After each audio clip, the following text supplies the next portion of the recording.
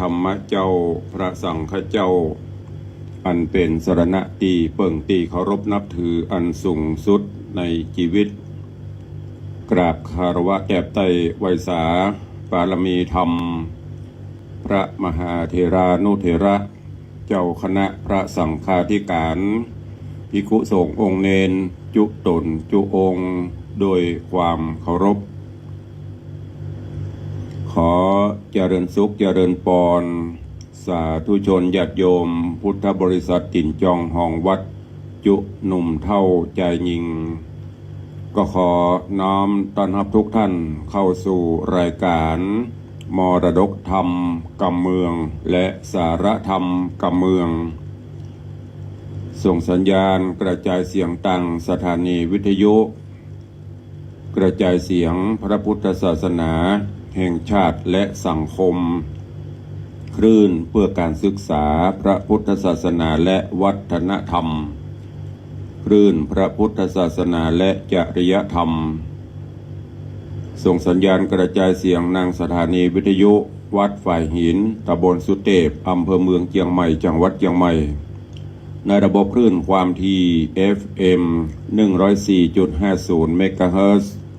ในเมตตาของท่านเจ้าจันทร์พระครูสมุวิสุวัฒน์วรกิจโจท่านเจ้าอาวาสวัดฝ่ายหินเจ้าอาวาสวัดฝ่ายหินจะผู้อำนวยการสถานีวิทยุคลื่นพระพุทธศาสนาและจริยธรรมในความอุปถัมภ์ของมูลนิธิพระบรมธาตุเจ้าดอยสุเทพในเมตตาพระครูวรบนามวงพรหมผู้อำนวยการสถานีท่านเจ้าอาจารย์พระมหาประสิทธิ์ผู้ควบคุมเทคนิคการกระจายเสียงส่งสัญญาณออกอากาศในคลื่นความถี่ FM 96.0 เมกะเฮิรตซ์ตลอดจนสถานีวิทยุชุมชนเสียงตามสายหอกระจายข่าวตามวัดตามวาตามหมู่บ้านต่างๆพร้อมกันนี้ก็ยกมือ10 นิ้วกราบถวายการต้อนรับพ่อแม่ครูบาอาจารย์พระเจ้าประสงค์องค์เนนและเจริญพรต้อนรับ FC แฟนรายการทุกรูปทุกท่านที่ได้เข้ามาติดตามรับชมรับฟังทั้งภาพและเสียงการไลฟ์สดทางหน้าจอ Facebook Live ของวัดวังสิงห์คำหน้าจอ Facebook Live ของธรรมะภาคเหนือ Facebook Live ของธรรมะคลายเครียด Facebook Live ของทีวีวัดฝ่ายหิน Facebook Live ของท่านพระครูสมุวิสุวัฒน์วรกิจโจและหน้าจอ Facebook Live ของ FC แฟนรายการทุกท่าน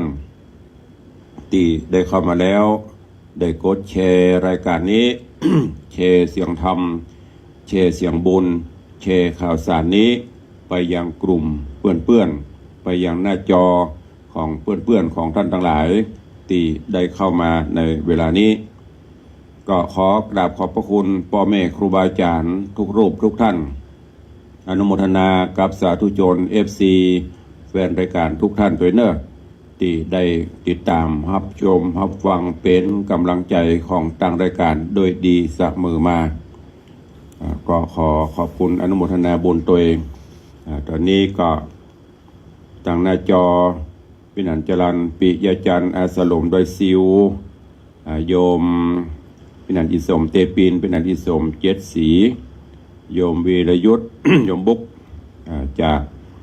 พะเยาเชียงไฮ้เจ้าของกิจการร้านค้าอาหารสำเร็จรูปอาหารตามสั่งเจริญพรต้อนรับโยมธนวัฒน์พูดงามโยมสรินทิพย์บุญเลิศเจริญพรต้อนรับคุณโยมจากวังพญานาคแม่เลนแล้วก็มีโยมปีชิชบาโยมสมพรรัตนังกำลังเข้ามาติดตามรับชมรับฟังมาส่องมาพอกันตั้งหน้าจอ Facebook ไลน์เนอะบัดติดกิจกันได้ก็อยู่ตัวกันไปจนจบรายการเนอะ ไม่ว่ามาส่องกันแป๊บเดียวก็หายแสบนะแต่ถ้ามีการมีงานก็ว่ากันแล้วแต่โอกาสกาลเวลาเนาะว่ากันวันนี้อากาศสดชื่นแจ่มใสซุ่มเย็นอากาศจุ่มเย็นสบายหลังจากที่ฟ้าฝนเทลงมาหลายพื้นที่ ก็ชุ่มฉ่ำจุ่มเย็นหลังจากที่อบอ้าวหลายวันช่วงก่อนก็เทลงมาฝนเทลงมาถึงเมื่อวันถึงเมื่อคืนแล้วก็พักไปสักระยะเดี๋ยวนี้ก็ตามเปิ้นพยากรณ์อากาศก็ แหม2-3 วันเนาะก็สภาพอากาศเปลี่ยนแปลงจะเปลี่ยนเข้าสู่ฤดูฝนเข้าสู่ช่วงของกลางพรรษาแล้วเป็นฤดูเมื่อก่อนนี้เปิ้นว่าเป็นฤดูทำให้ใส่นาก็เป็นไปตามการระยะเวลาของเปิ้นเนอะอย่างประเทศไทยเฮานี้ก็จะมีอยู่3ฤดูฝนฤดูหนาวฤดูร้อนแล้วก็บางเทื่อก็วันหนึ่งมี3ฤดูมีถึงฝนตกมีถึงเย็นถึงหนาวมีถึงร้อนก็มีจะได้ก็ตามด้วยความเป็นห่วงจากตุลุงในวังผู้ดำเนินรายการก็ขอให้ทุกท่านได้ดูแลสุขภาพพรรณนามัยในช่วงนี้ก็ดังที่เราได้ทราบข่าวโรคภัยไข้เจ็บมันก็ปรับเปลี่ยนไปตามการตามนั้นตามอากาศอย่างโควิดประเด็นนี้ก็เป็นโรคประจำถิ่นไปละกูเตือนนี่กลัวกันปะโถตอนที่มันมาใหม่ๆนะจะไปไหนก็กลัวจะนี่ยังก็กลัวจะยบจะกรรมยังก็กลัวประเด็นนี้มันเป็นโรคประจำถิ่นแต่ถึงแม้จะเป็นโรคประจำถิ่นที่พอจะควบคุมได้แต่ก็ไม่ควรประมาทบะเป็นได้นั่นดีที่สุดเนอะอาหารการกินก็เช่นเดียวกันก็ก่อนจะกินก่อนจะบริโภคก็พยายามคัดสรรเลือกสรรเอาอย่างเป็นกินเป็นอย่างตัวเดียวที่เพิ่นว่ามันเป็นโรคมาก็พยายามมันเว้นได้มันหลีกได้ก็เว้นไปพ้องกินพักฉันพักกินพักกินไม้กันไปดูแลสุขภาพตัวเอง ถามว่าตุลุงเราเป็นได้พ้องก็พยายามประคับประคองไปเป็นวันไปจะเรียกจะแย่เป็นปีนะต้องดูแลกันไปเป็นวันต่อวันถ้ามันมีอาการคลั่นเนื้อคลั่นตัวมีอาการนั่นนี่ก็พยายามพบแพทย์ไปหาหมอป้องกันไว้แต่ถ้ามันมียังก็ดูแลประคับประคองมันไปเนอะ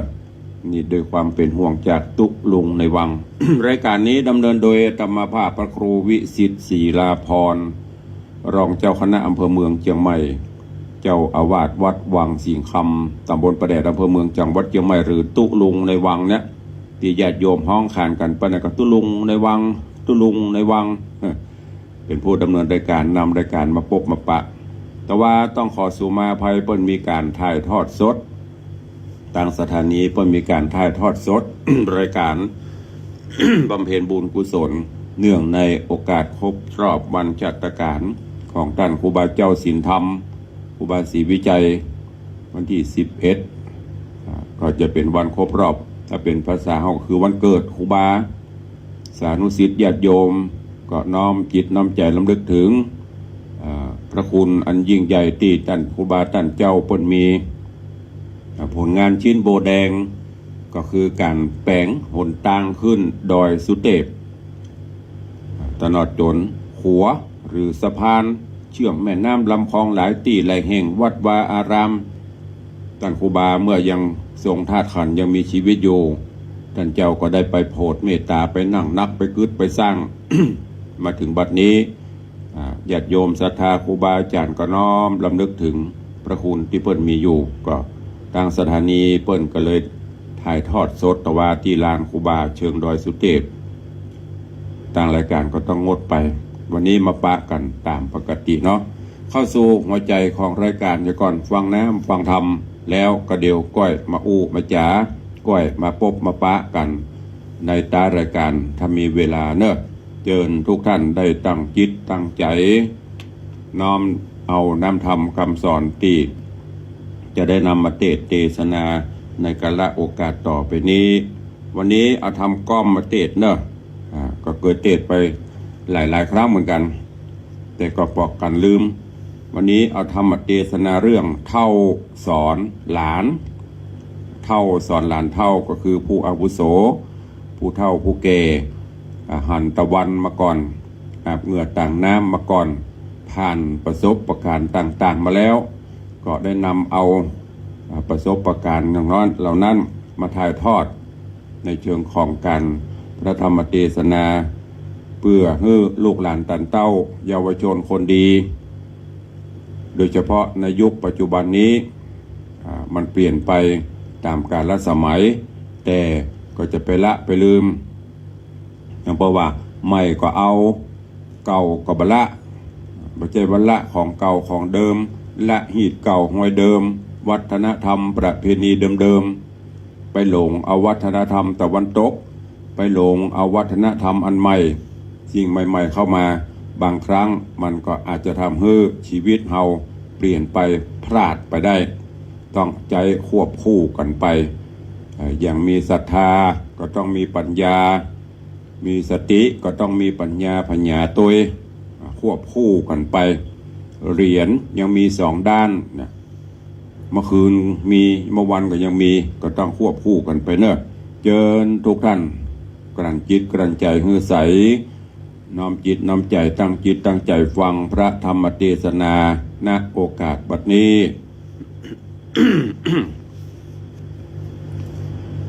นะโมตัสสะภะคะวะโตอะระหะโตสัมมาสัมพุทธัสสะสุดสูสังละภะเตปัญญันติสาทะโวฟังดุราสัพพุริสะตังลายตั้งยิ่งใจหนุ่มเทาตั้งศรัทธาเก้าจุคนจุงแป้งใจตนหือมันอย่าได้เกิดสอดดันไปตั้งได้โอ้ใจอยู่ฟังไปฮือทีอันว่ากรรมสั่งสอนนี้หากมีประโยชน์ต่อตนเองบ่เหมือนฟังเพลงนั้นเราได้แต่ม่วนเปล่าได้ประโยชน์หลายน้อยน้อยมอกไปก้อยบ่หันมีการฟังธรรมจุงฟังดีๆที่สันพิจารณาสอดดันไปยาวย่อมเป็นเรื่องราวแต่โสดหากมีประโยชน์ต่อชีวิตตนขอศรัทธาจุคนมวลหมู่จงพรำหูได้ฟังไปบัดนี้แลนาฟังดูลานเฮยลานจุงแป้งใจเจยบานโจมเจินเท่าจักยกยื่นกำสอนเฮอลูกหลานจุงสั่งบอนจะจำชื่ออย่าได้เฮอนี้นายเฮอมันคงควายรับเด็กลูกเจ้าหลานจักเนี่ยกันอันใดเล่าน้อยใหญ่จุงพิจารณาควายฮือดีแย้มเมื่อเป็นหนุ่มเป็นสาวอย่าได้หนีขี้ค้านอย่าได้ดื้อด้านทกถอนพ่อแม่สอนจุงฟังกาม มันหิหาเงินคำเบียดไว้เพื่อจักเฮอได้สุขเจยบานแม่นจักมีกู้ปานกับตัวเอากันเป็นผัวเป็นเมียนั่นเล่าฮือหลานนอนเอาคัดแยกพอฮือดีคนสมัยนี้มันมีหลายหลากพ้องตุกแยกหนีตายมาก็แสงมาจากกล่าวโอกว่าเป็นลูกเผ่าโพเสียทีจุมคนดีก็มีมากคนบ่ดีก็หากมีหลายและนาหลานเฮยอันหนึ่งนั่นเราแม่นอยู่เป็นเก้าเจ้าหอเจ้าเหือนก็อย่าไปเสเสือนไปนอกขีดผิดยังจารีตประเพณี เกือเนี่ยบอดีใบบอดไปต่างจูสอดสะแวงหาบอดีนักหนาพิษแผกป่าฮือบ้านแตกแผ่พาน ผัวเมียกันลักเล่นจูผัวเมียบ่หูเปิ้นเจ้าบ้านก็ถึงหานมันจักเป็นควันเอาไม้ห่อเหือนจักได้แตกเพตาลูกบูตาจักแตกบางเฮียตามบ้านเหมือนหมูเหมือนมาได้อันใดสั่งมาอันว่าน้อยใหญ่เฮาก็ต้องได้มาอู้ฟู่แจกกันเข้าของเงินคำหิหายากหิยากหายากของเล็กน้อยนั้นหากจังปาวายจากจีบหายไม่เอาความทุกข์โศกเศร้าจับตัวมาจับได้เครื่องกาหยาดล้างลูกหลานห้อยคางเหียหายผัวเมียทั้งหลายและลูกเต้าจ้างได้โศกเศร้าโดยวาจาติเตียนนินตา108จ้างว่ายอดแดกหือผิดใจด่ากันไปแสบฮ้อนเป็นกรรมหายฮ้อนนากวนดีใจว่าจะ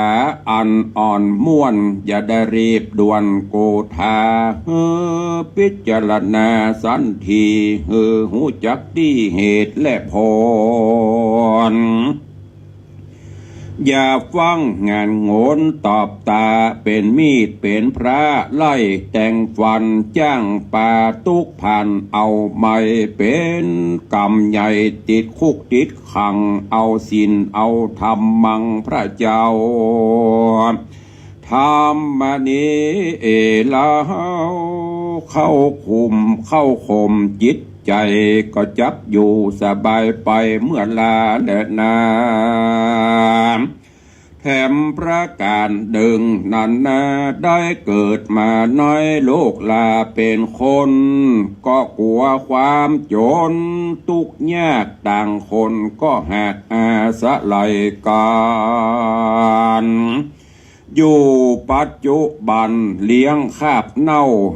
ตัวเก่าเป็นวันต่างก็พายพันก่อสร้างปลูกแปลงบ้านเจหา เพื่อการฤดูแม่หนาวฮ้อ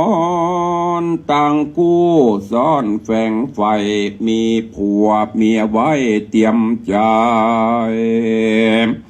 เพื่อเป็นที่เปิ้งกันไปนาบ่เฮือตกตำจ้าที่ลุนกำจูอุดหนุนบ่เดือดฮ้อนกับกู้ซ่อนเตรียมเคียงจากได้เปิ้งเป่งเมื่อยามเท่าถ้าผัวหาบเล่าก็ฮื้อเมียก่อนดังกำโบราณต้านสอนเป็นโอวาทกันผัวเป็นกระดาษก็ฮื้อเมียเป็นดินสอก็ยังจักป่อเลี้ยงกันกุ้มกันผัวกรรมเมียก็ช่วยตุ้มก็จักอยู่กุ้มกันไปเมินนานการผัว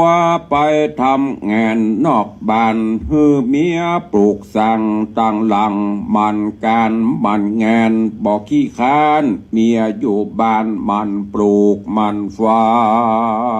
งอันเป็นของกินปัจจุบันมันมีพร้อมปลูกไว้ตามบ่อนในสวนอย่าฮื้อแย่ขึ้นสอนมืดจุงเพียวฮือหมดสายปลูกจะไข่ขิงขาตังหัวละพาขมินตังกระถินคำไตตังหอมปะกังหอมไฟผักจี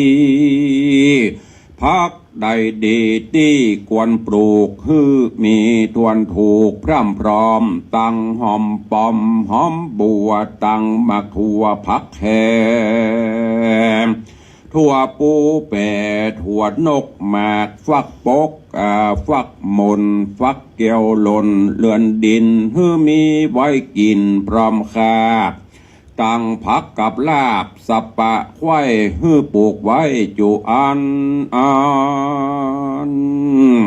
บ่เฮอได้ภายพันไปเสาะขอภัยกินยังมีใจยินเพื่อแผ่ไปถึงพ่อแม่และเอา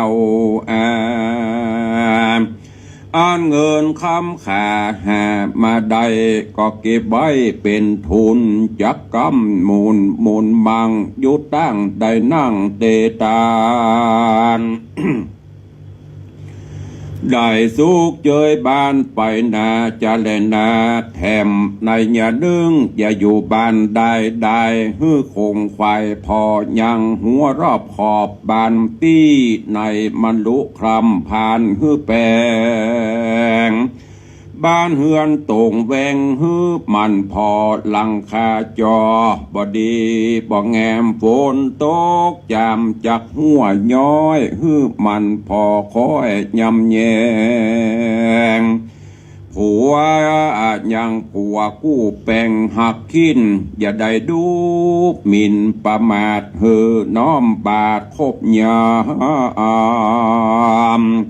อย่าได้จ่ายังกรรมกระยาบอันบ่สุภาพกับหัวตนฮือได้อดทนตุกคำเจ้าหายังเข้าและอาหารฮือผัวเจียงคานกินตุกคาบมือฮือมีใจซื่ออย่ากดเลวใจเบี่ยงเบลตังจูฮือได้อยู่ตามสุภาพเมื่อกาละคาบยามนอนจงได้สั่งบอนตัวเก่าได้ฮือผัวเจ้าเข้านอนก่อนผู้เป็นเมียก้อยสอนนอนตีลางอย่าได้จ่าเสียงดังหลายหลากฮือเป็นและตรงหากฟากดังลันห่อเฮือนสันถึงหัวจักป่ามัวกำสาวเจ้ามันลับเดิกลูกเจ้าเนินนายแล้วรีบพงควายหนึ่งเข้าหงแก่งฮือมันย้ำแยง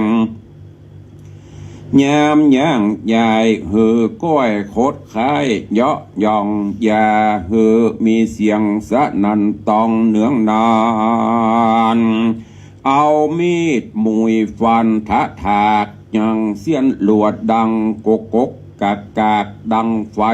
จักเป็นเสนียดจังไรฮิบอกแม่แกบอกคืนฮือมีใจจื่นในการทำบุญฮือได้มีใจนุนใส่บาตรยังผู้มีศีลสะอาดคือว่าเจ้าภิกขุสามเณรจักเป็นที่จุ่มเย็นกับบ้านอย่าได้เกียรติค้านกิจการงานนาเอาลูกน้อยมาเป็นที่อ่างฮือได้พักแย้งยังการงานจับลังคนเอ็นยันขี้คานอยู่กับบ้านก็นอนหลับเสียเมื่อยามวันบ่พายผันจักกึดสั่งฮือชีวิตได้กว้างแยวไปอยู่บ่เนี่ยการได้สั่งซักสิ่งบ่น้อมใจลิงคัดสีเวียกกันมีปล่อยละใบแล้วไปเอวบันไตบ้านเหนือวันตกเจือวันออกบ่งูจักปิกปอกเกงหามล่างคนนั้นนะมักแต่งตัวผมบนหัวใสส่องผิวพันป่องดูงาม ลำคอตามตกปองพอในห้องเหมือนแหงหนูบ่เลดูผิวกวาดเสือและสาดเหี่ยวฟุ้งผ้าเสื้อผ้าอันนุ่งห้อยไว้ตามฟ้าอยากเยื่อใยหนาควักไข่แมงวันไตหยะหยาบมีกลิ่นเหม็นสาบเหลือลายปนดีอายเปิ้นเจ้าบ้านย้อนว่ามันเป็นคนขี้ข้านแอวยันบ่มีใจเศร้าบ่มีใจเศร้าขะยันมันดังกำปากมันนั้นเหมือนผีสอนกันตึงคาบเข้าแยมตอนบอกขาดก็เข้ากาดแปะเปิ้นมากินเป็นนี่เป็นศีลย้อนต้องใส่บ่หิหอมไว้เงินคำยังหน้าน้ำเป็นคนขี้คานนอนอยู่บ้านได้เอาลูกหน่อยไม้มาแอมคางมีเลือกส่วนบอกวางหน่อยปล่อยว่าละปล่อยบางเปล่าบอกปลูกฟังอันใดเล่าสักอ่านเจ้าว่าปล่อยแย่มันผากควายขึ้นเต็มลายปอท่วมหัวปอปัดปัวเอาสั่งมาปลูกเอาแต่ลูกมาแอมคางจ้ากล่าวอังว่าบ่ได้เนี่ยการยามลูกเตรียมเอาลูกเตรียมใจมากล่อมแม่มันก็ลวดอมลับตัวไปกันผัวมาหันก็ว่าบ้านน้อยมันไปอยู่วันนี้บ้านน้อยมันสั่งอู้กว่ามาลูกกวนคุยหากแต่ที่แต่แม่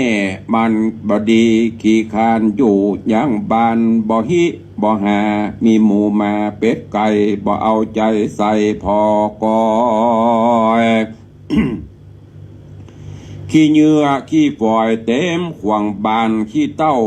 ไฟปานโถมทองไปใบไม้ใบตองดังจอมปวกมีแต่ปากสวกใจดำถ้วยจอนตำเรียดลาดบ่เพี้ยวกวาดขัดสีถ้วยจอนมีก้าแกงเก่าเหม็นบูดเน่าลายวันแมงวันผ่านตอมยะแยบกลิ่นเบนสาบเลือนลายบ่หูจักภายสวยลางกลางขวงบานก็เหมือนกันบ่อภายพันปัดไปหม้อน้ำกินมีก้าเข้าใกล้ข่าวผ่อนน้ำเป็นก้านอนยะแยบหมูแมงสาบไต่ตอมตามใบตองอยากเหยื่อพาเศษพาเสือเหี้ยหุยหายเสื้อหมอนมีแต่ขี้ใครบ่ซักตากมงปุดโบกวากมันเหม็นคืนเจ้าของมีแต่ไข้หัวจื้นเหิดโซเสียงดังไปสู่2-3เฮือนแปลงตาเจือนพอหาเบาหน่อยอู้เสียงดังเสียงก้อยผสมกันสลิดมันเหลือขนาดหันภายแงมอาจปอตัวก็มันไปแห่ไปเอวด้วยใจพองแผ้วยินดีสลิดดังสาวจีพงใหญ่มีเงินเต้าใดใจบอกค้างกำฟู่อวดอ้างมี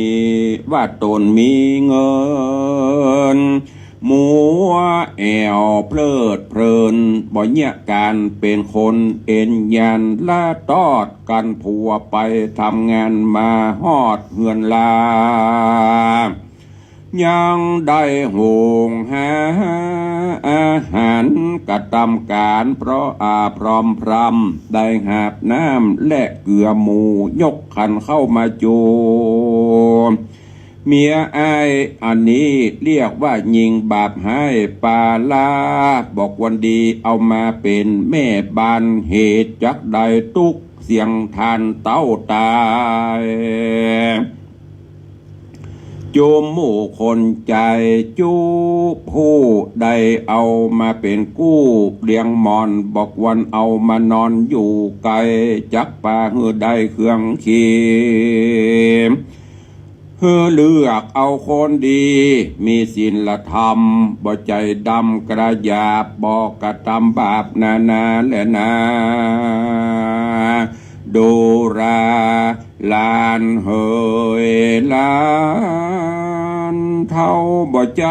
ปากหวานใครสอนใครสั่งอย่าได้เฝ้าฟังนี่กลายเฮือลูกหลานโอ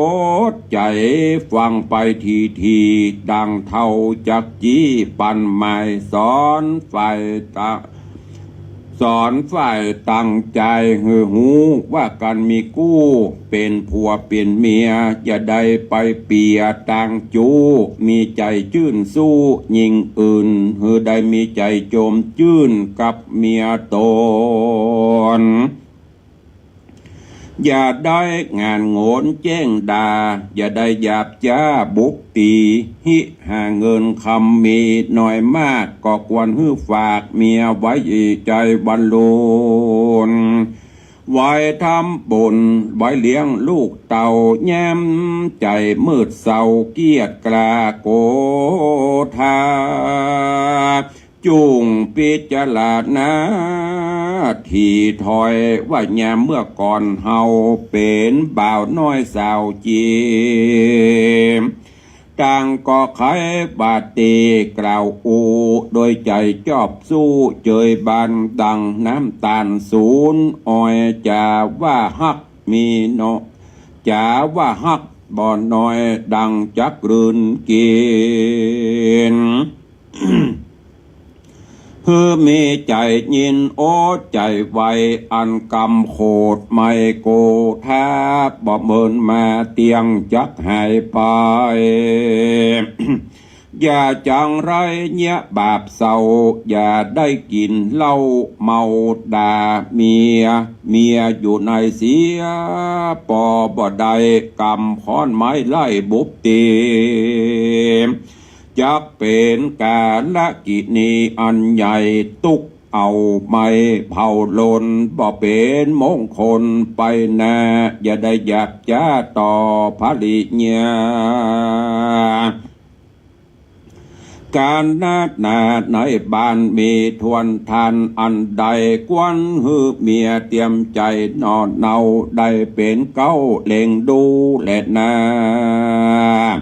แถมในหยานึ่งนั้นอย่ามีใจผ่องแผ้วเล่นยังมาแก้วให้โลเล่นถั่วโปเล่นพายสลากกินรวบให้โรยเบอร์มันมีแต่เสียงแต่เนอบ่ใจจักใดกวนป้ากันหิหอมเงินคำเอาไว้รักษาเอาไว้เลี้ยงปุตตาหน่อยิงใจเอาไว้เมื่อเฮาบ่สบายเจ็บป่วยข้ายบ่ได้ไปขอภัยช่วยยืมได้ยืมเนื้อยืมไตยืมเนื้อเอาไว้จุนเจือเลี้ยงพ่อแม่ตนเอาไว้สร้างกุศลกรรมต่อเพื่อเป็นข้าวห่อกินเตียวตางเมื่อเฮาได้วางตายไปนาอย่าปาการกึดว่าเฮายังหนุ่มอยู่บอกเข้าไปสู่สร้างตังบุญกันว่ากรรมมนุนตอบสะอายได้ตกหายตายเสียก่อนก็จักบ่ได้ห่อนกระทำดีอันหนึ่งรักษาศีลสีสะอาดอย่าได้ประมาทตั้งตานจักได้อยู่สุขเจยบานไปนาบ่ตกต่ำจ้าเครื่องกาขอสัทธาหนุ่มถ้าเอาได้ปนไม่ได้ปนไม่เอาเครื่องขี่เคราะห์กาลีอุบาทอย่าได้มาปาดในตน ความกังวลอย่ามาไกลเจ็บป่วยไข้อย่ามีมามีอายุวัดสาเตียงเต้า100 20 ขวบเขาเป็นมาโยยิ่งใจใหญ่น้อยอย่าได้กล้ากร้อยไกลกล้าก็มีโดยภากาดังกล่าวมานี้แลนานิติตังขีญาสังวันนาวิเศษจาห้องเหตุธรรมเทศนากรรมสอนบะเก่าชื่อว่าเท่าสอนลานก็บังโกมสมเรศเดช พระธรรมเทศนาเท่าสอนหลานได้นำมาเทศนาให้สาธุชนญาติโยมทั้งหลายได้รับฟังกันในวันนี้ก็อันเป็นพระธรรมเทศนาที่ผู้เฒ่าผู้แก่ได้ถ่ายทอดมาเป็นหลักธรรมคำสอนถึงแม้บางกรรมบางนี้มันจะเป็นสมัยใหม่อย่างปลูกพักปลูกไม้เดี๋ยวนี้ตีให้ตีสวนถ้าเป็นอย่างในละแวดวงของเวียงมันก็จะเป็นป่าคอนกรีตไปละแต่ว่ามันก็ยังสามารถปรับเข้าได้อย่างถ้าเขาดูใน Facebook มื้อนี้เพิ่นเอายางรถเก่ากาเอามาวางเรียงเป็นประดับตัวเอาดินเข้าใส่สามารถปลูกพักปลูกไม้ได้หมอกปอกุมปอกีนแต่ประเดี๋ยวนี้ความเป็นอยู่มันเปลี่ยนแปลงการใช้ปัจจัยเงินทองถ้าเขาบ่ประหยัดเขาก็จะทุกข์จะยากไปเพราะเดี๋ยวนี้กรรมสโลแกนห้างร้านต่างๆหิวเมื่อไรก็แวะมา หิวเมื่อไรก็แวะมาก็ได้กัดป้องนิ่งเข้าปุระเซเว่นซุปเปอร์มาร์เก็ตเดี๋ยวรับฝ่ายมาเป็นเรื่องพลาดประเด็นลุกเปียรถเครื่องไปปุ้งเข้าล่ะซื้อนั่นซื้อนี้ใจสตางค์เหี่ยกูขาบกูมือมาเก็บมาเคลียก็ลำบากเนอะในธรรมเท่าสอนหลานนี่เปิ้นก็จี้ก็แจงกันแน่คือมันเก็บคือรักษาทรัพย์สินเงินทองพ่องเปิ้นจะว่าเงินทองบ่ใจของหาง่ายการเหือบ่ย้อยหน้าบ่ใจจะได้มันมาในธรรมอันขึ้นเห็นใหม่เปิ้นจะสอนจะไปเอาไปซื้อกินเหล้ากินสุราน้ำเหล้าไปเล่นการพนันอย่าหมดบะหิบะหาไว้เมื่อยามหนุ่มกำนำไม้เมื่อยังมีกำลังวังชาบะเก็บบะเคลียบ้านปลายชีวิตก็จะเดือดร้อนอย่างที่หน้าฝนที่ตุลุงเคยเอากำสอนของหลวงปู่จันกุศโลหรือหลวงปู่เพิ่นได้กล่าวไว้พระพุทธพจนะวรพรความร้อนอบอ้าวจะมาก่อนฝนความลำบากยากจนจะมาก่อนความสุขทุกข์ยากไว้ก่อนเพิ่นว่าอดเผ็ดกินหวานมันลูนมาเขาจะได้สบายได้มา100อย่างน้อยก็ได้เก็บเหียวันละ5 บาท10 บาทก็ยังดี90 บาทก็จ่ายไปไม่ใช่ว่าได้100แปะเปิ้น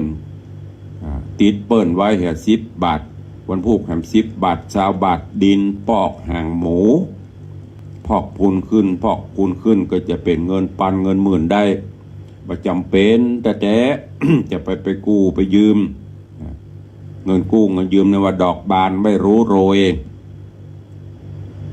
บานไปเรื่อยๆเดือนนี้บ่ได้ฮื้อกอบเต่าเดือนหน้าอย่างตะก่อนบ่เดียวก็มีอยู่110 120เนี่ยมันหม้อแต่ถ้ามันเดือดเข้าตาไม่ได้ก้อยไปเอาก้อยไปกู้ตลาบใดที่เฮาตีนยังมีมือยังมีสมองยังมีอยู่ก็ก้อยอด ไปกินไปไม่จำเป็นก็ไม่ต้องไปกู้มาแล้วก็เดือกันนะลบหลีกลี่หนีเป็นหนี้เป็นศีลเปิ้นบ่เป็นหนี้เป็นศีลเปิ้นดีที่สุดญาติโยมทั้งหลายผัวเมียกันก็เช่นเดียวกันเด้ออย่าในธรรมเปิ้นบอกไว้ล่ะอันนี้โบราณแต่ๆนะถ้าไผ่ปฏิบัติได้นี่ตุลุงยกยอยกนิ้วสาธุการแตะในธรรมตะเกียกเปิ้นบอกว่ากู้ผัวตัวเมียครั้นจะรับจะนอนเมื่อก่อนเปิ้นปฏิบัตินั้นแต่โลเคารพนับถือกันแต่อย่างตุลุงเคยเอามาเล่าให้ฟังผัวนับถือเมียเมียนับถือผัวนับถือซึ่งกันและกันซื่อสัตย์ต่อกันบกดบะเลี้ยวต่อกันหิกับปันมาแห่กับปันได้เพิ่นว่าผัวบ่นับถือเมียเงินคำเต็มเมียก็เสี่ยงเมียบ่นับถือผัวเงินคำกองเจ้าท่วมหัวก็เสี่ยงเนี่ยเมียผัวหิแฮมจะล่องเมียไปแหลมเต็มแตะเหียบ่ซื่อบ่ใส่ต่อกันเมื่อก่อนอย่างในธรรมเพิ่นบอกว่าการจะรับจะนอน คือผัวรับก่อนเมียนอนเหมือนลูนแต่ประเด็นนี้มันปิ้นตะลิ่นไปละผัวยังมาแต่เมียโขนพืด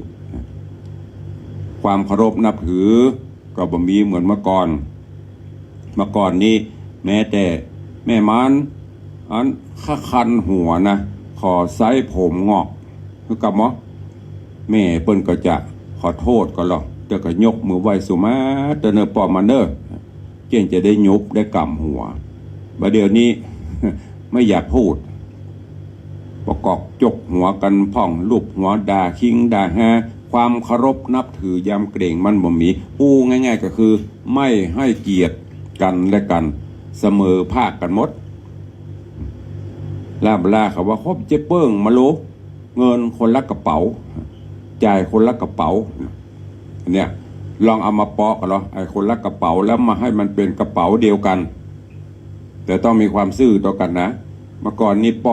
เมื่อก่อนนี้ผัวหิหาได้แต่ใดเปิ้นจะเอามาฮื้อเมียหรือว่าฮื้อแม่บ้านเก็บในบ้านเพิ่นก็จะเก็บไปสุมาเตมาก่อนธนาคารมันจะนักมาเดียวหรอกย้อนหลังไปเมื่อ4-50ก่อนแต่ก่อนอาตมาเป็นเนนนี่แม่เพิ่นจะเก็บเปิ้นเอาปกสุมาที่หัวผ้าถุงผ้าสิ้นน่ะเพิ่นจะหยิบถุงไว้ปกพับปะโต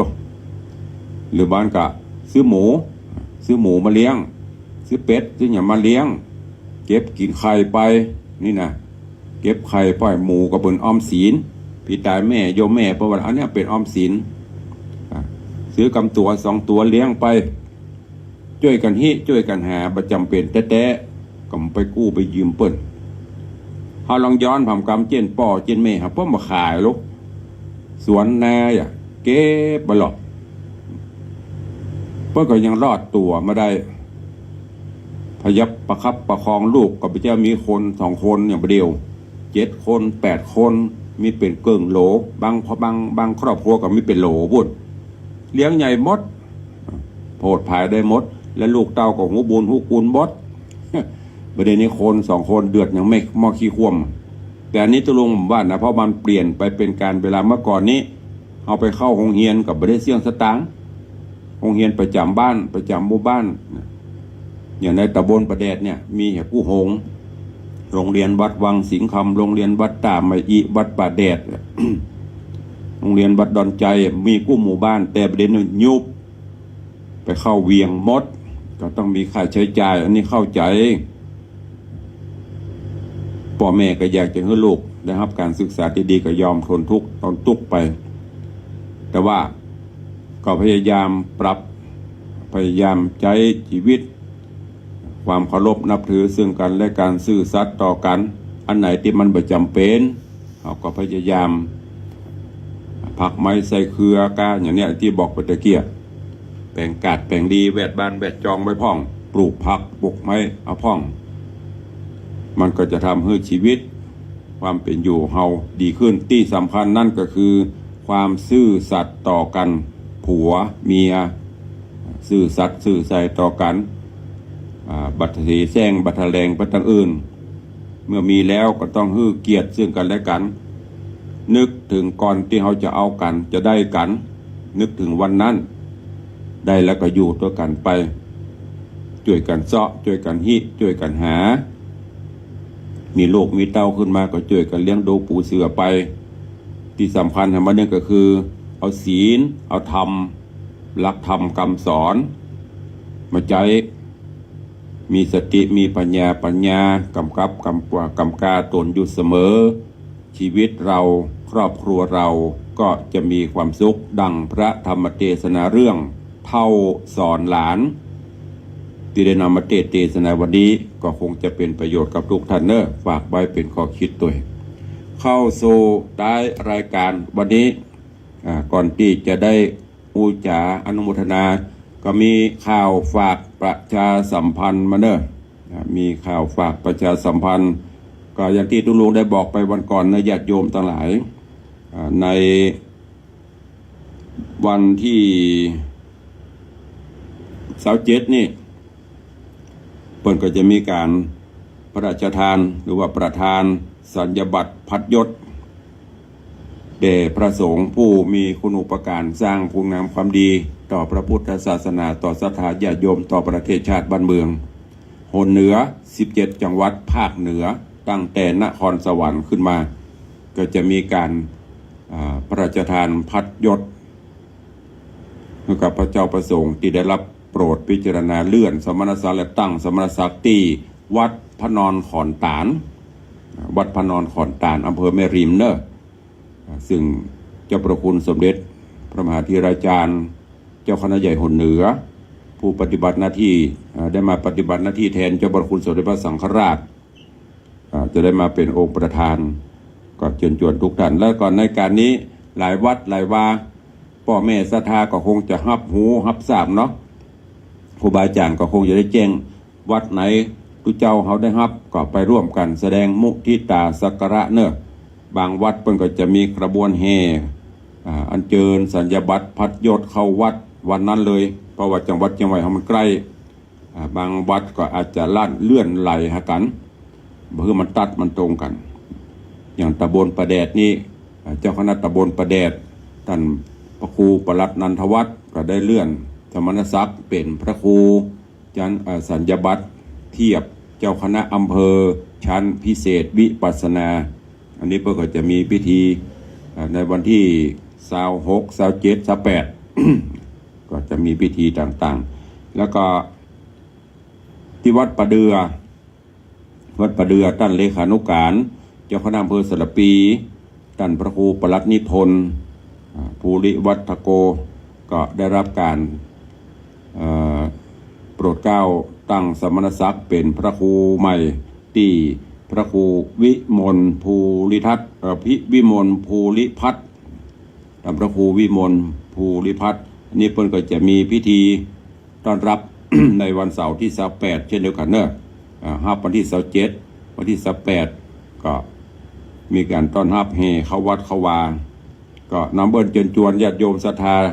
FC ตัวเนอะไปร่วมเปิ้นจะเข้าแห่เข้าวัดเวลา 17:05 โมงเย็นในวันที่28วันเสาร์ที่28เนอะที่วัดป่าเดืออันนี้ก็รถฝากข่าวมาหลายๆวัดด้วยกันก็ขอถวายมุทิตาสักการะตัวที่วัดวังสิงห์คำเนอะวันนี้ก็ขออนุโมทนากับสาธุชนญาติโยมเฮาที่ได้ บริจาคปัจจัยร่วมว่าเป็นเทปออกอีแม่อีพ่อก็โทษอันจืออีแม่ยังบ่มี ก็บางวันมันเป็นเทปเนอะบางวันก็สดเพราะนั้นก็ถ้าไม่ได้ยินหรือว่าจะได้ก็โทรแจ้งเข้ามาทุลุงก็จะได้จดเอาลายใหม่เอาชื่อคือกับญาติโยมทั้งหลายก็ขออนุโมทนาญาติโยมที่ได้ให้ได้หอมร่วมเป็นเจ้าภาพกระเบื้องมุงหลังคากุฏิสงฆ์องค์หลวงช่วยวัดวังสิงห์คำฝนก็ลงมาเทลงมาเรื่อยๆก็จะเร่งขึ้นมาได้มุงตอนนี้อย่างที่ตุลุงบอกเนาะยุคใหม่เอามาก่อนผ่อนทีหลังแปะกระเบื้องเปิ้นกระเบื้อง SCG กระเบื้องกับเพชรนะแม่นนะครับเอามาก่อน6 ปันแผ่นละ80 บาทเป็นปัจจัยอยู่480,000 6848 480,000แปะไว้ก่อน ก็เอามาบอกบุญญาติโยมศรัทธาเนอะก็ขอบคุณครับโยมแม่กิมเฮงแซ่เยาคุณโยมชัยยุทธผู้สว่างนี่ก็รับช่วยสงเคราะห์วัดวังสีคำผู้งานเหมือนกันโยมแม่กิมเฮงแซ่เยาคุณโยมชัยยุทธผู้สว่างก็ได้นำปัจจัยมาร่วมเป็นเจ้าภาพกระเบื้องจำนวน50 แผ่นเป็นปัจจัยอยู่4,000 บาทอุทิศบุญกุศลให้แม่อุ้ยอ้วนมีลาภอุทิศพอเกิดแม่เกิดอุทิศไว้ไปหน้าอุทิศเจ้ากรรมในเวรอุทิศให้กงเม่งถ้าอ่านผิดถูกไหมเด้อกงเม่งเสี่ยเยาแม่เซงกิมเสี่ยเยา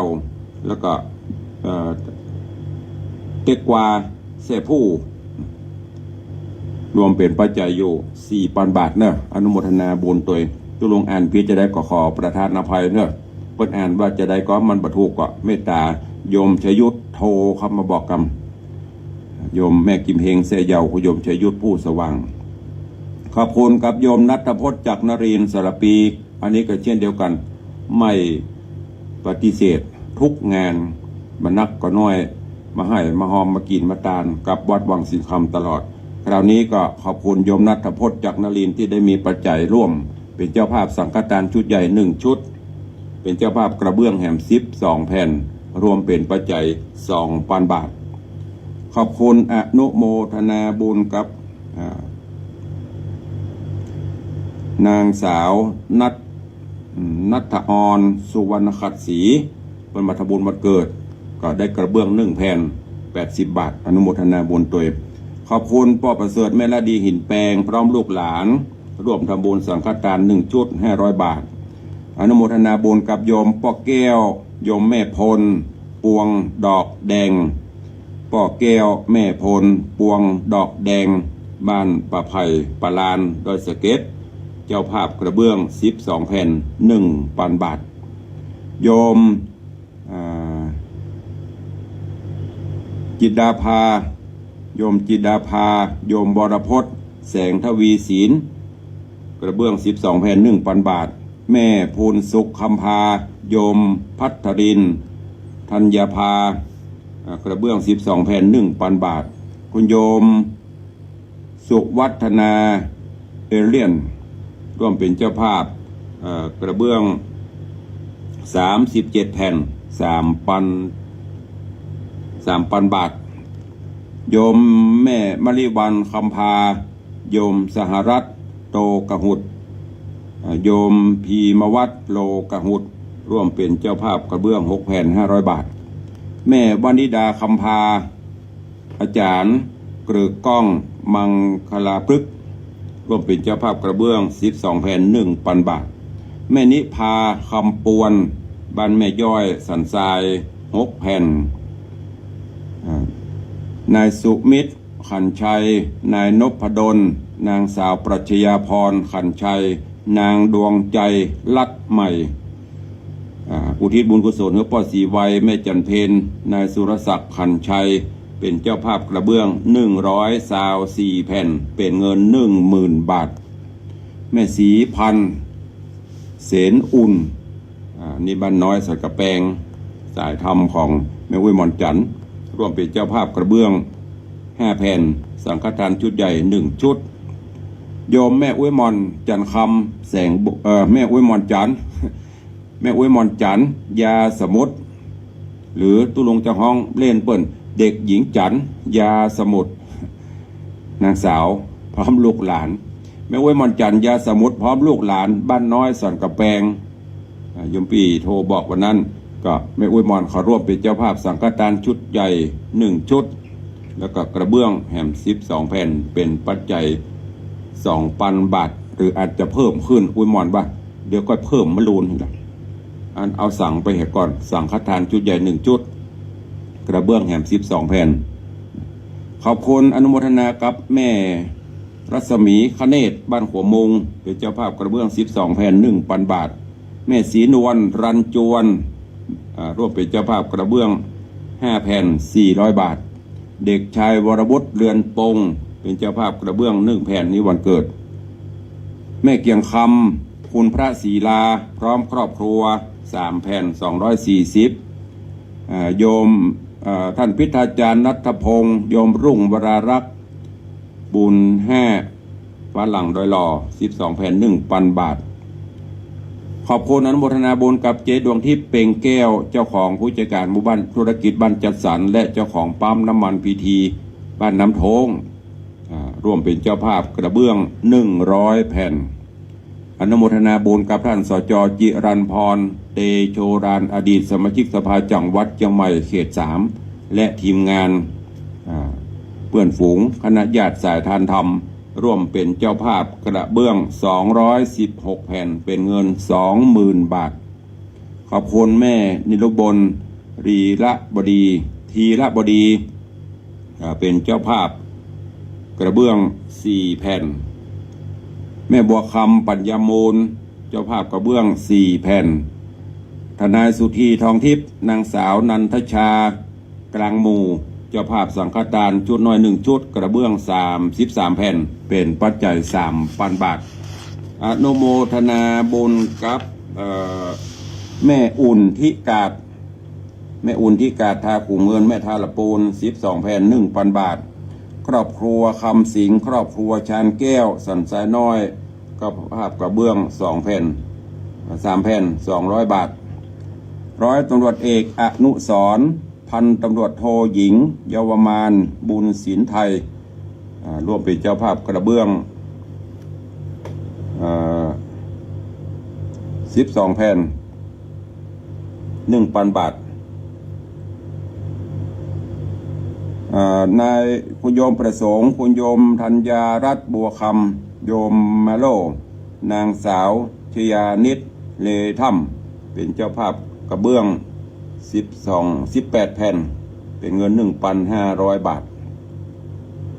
พ่ออาจารย์บุญมาแม่ตุนแก้วทาคำแปงร่วมเป็นเจ้าภาพสังฆทานชุดน้อย1 ชุด500 บาทอาม่าบัวเพื่อนชอเจริญยิ่งพร้อมลูกหลานกระเบื้อง12 แผ่น 1,000 บาทแม่ขวัญเมืองแห่ล้อมจังเคียนเป็นเจ้าภาพกระเบื้อง5 แผ่นป้าศรีแม่เพียรชัยพนัสกองขิงหางดงกระเบื้อง6 แผ่นแม่ศรีพันธ์มณีโชติพร้อมลูกหลานลงใกล้โรงพยาบาลใกล้หมอหมู่บ้านอนุสารเจ้าภาพสังฆทานชุดน้อย1 ชุดกระเบื้อง12 แผ่น 1,500 บาทแม่สุพันธ์อิมังปักล้องป่าซางเจ้าภาพกระเบื้อง5 แผ่นพ่อนานประพัฒแม่จันศรีดวงแสงสันประซักหันแก้วกระเบื้อง5 แผ่นแม่อุ้ยมอนจันคำแสงบุญนางสาววราพรคงสวัสดิ์เด็กชายอานนท์แสงบุญดอยสะเก็ดกระเบื้อง4 แผ่นปอบุญธรรมแม่รัตนาสั่งคำฟั่นป่งหนองเบียงปะเป้ากระเบื้อง5 แผ่นปอแก้วแม่ปันแดงตาบ่อเย็นสถาวัดวังสิงคำเป็นเจ้าภาพกระเบื้อง12 แผ่นสังฆทานชุดน้อย1 ชุดเป็นจำนวนเงิน 1,500 บาทแม่สายทองมณีวันป่าแดดเป็นเจ้าภาพกระเบื้อง5 แผ่นแม่สุพันนีเมืองมานางสาวทันชนกเมืองมาเป็นเจ้าภาพสังฆทาน1 ชุดน้อย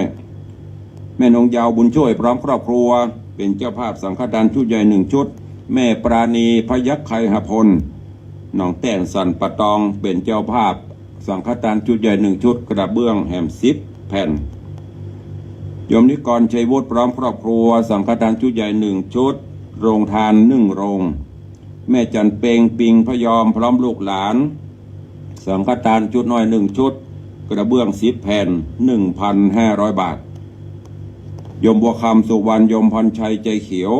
เจ้าภาพสังฆทานชุดใหญ่1 ชุดกระเบื้อง12 แผ่นเป็นเงิน 1,960 บาทพ่อเท่าพงษ์แม่เท่าบังเอิญบุญชัยโยมพลตรีโยมแสงสาบุญชัยพร้อมลูกหลานครอบครัวแม่ลิมเป็นเจ้าภาพสังฆทานชุดน้อย1 ชุด500 บาทแม่อำไพกองราชแม่คือดอยสะเก็ดสังฆทานชุดใหญ่1 ชุด 1,000 บาทโยมพี่สมพรรัตนังหรือว่าโยมพี่ชิชบาปะเมือดดอยสะเก็ดเจ้าภาพสังฆทานชุดใหญ่1 ชุดกระเบื้อง5 แผ่นพี่นาทิสมเตปินพี่นาทิสม7 สีเจ้าภาพสังฆทานชุดใหญ่1 ชุด แล้วก็กระเบื้องแหม19แผ่นรับเป็นเจ้าภาพเสากุฏิสงฆ์แถม1ต้น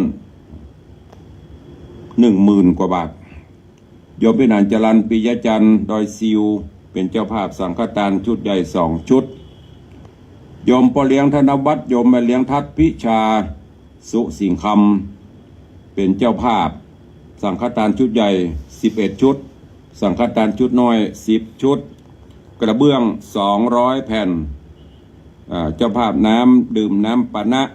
เจ้าภาพดอกบัวแล้วก็ข้าวสาร2 กระสอบใหญ่ข้าวสารข้าวเจ้า1 กระสอบข้าวสารข้าวนึ่ง1 กระสอบรวมเป็นปัจจัย 45,000 บาท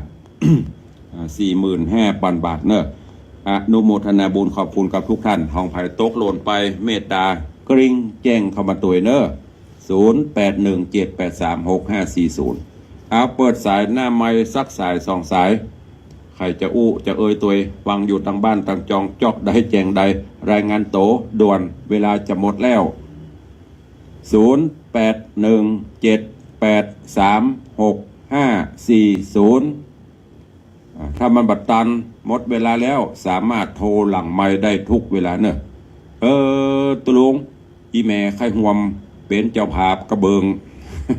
อันนี้เป็นขมุเนอะเจ๊ยองนะมีไหมเอ่ยตั้งบ้านตั้งจองถ้าไม่มีจะได้ล่ำได้ลากันละเด้อถ้ามีก็โทรเข้ามาข่าวสารงานบุญต่างๆไปลืมเด้อ23 24 25มีนัดพบบุญกุศลกันที่วัดวังสิงห์คำงานทำบุญประเพณีส่งน้ำพระธาตุงานใส่ขันดอก108และถวายตาลต้นเงินขอน้อมเอิญเจิญจวนสาธุชนญาติโยมนักศีลนักบุญทั้งหลายได้มาร่วมบุญกุศลกับทางวัดวังสิงห์คำเนอะวันที่23 24 25เดือนมิถุนายนนี้ตั้งแต่เวลา9 โมงเป็นต้นไปพิธีสงฆ์จะมีในภาคค่ำตั้งแต่เวลา18:09 นาทีหรือ6 โมงเย็นเนอะขอประชาสัมพันธ์เจิญจวนมวลญาติธรรมสาธุชนญาติโยมทั้งหลายหากมีเวลาก็มาร่วมบุญกุศลใส่ขันดอก108บูชาคุณหลวงคุณพระพุทธพระธรรมพระสงฆ์ร่วมกันส่งน้ำพระธาตุเพื่อความอยู่เย็นเป็นสุข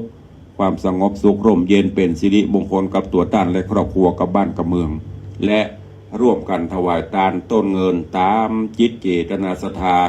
เพื่อสมทบทุนสร้างกุฏิสงฆ์โรงหลวงของวัดวังสิงห์คำที่กำลังดำเนินการก่อสร้างอยู่ในขณะนี้ขอความสุขสวัสดีจุงบังเกิดมีกับทุกท่านเนออยู่ดีมีสุขเหมือนกันจุตนจุองจุผู้จุคนจัตตาโรธรรมาวัฏันติอายุวันโนสุขังพะลัง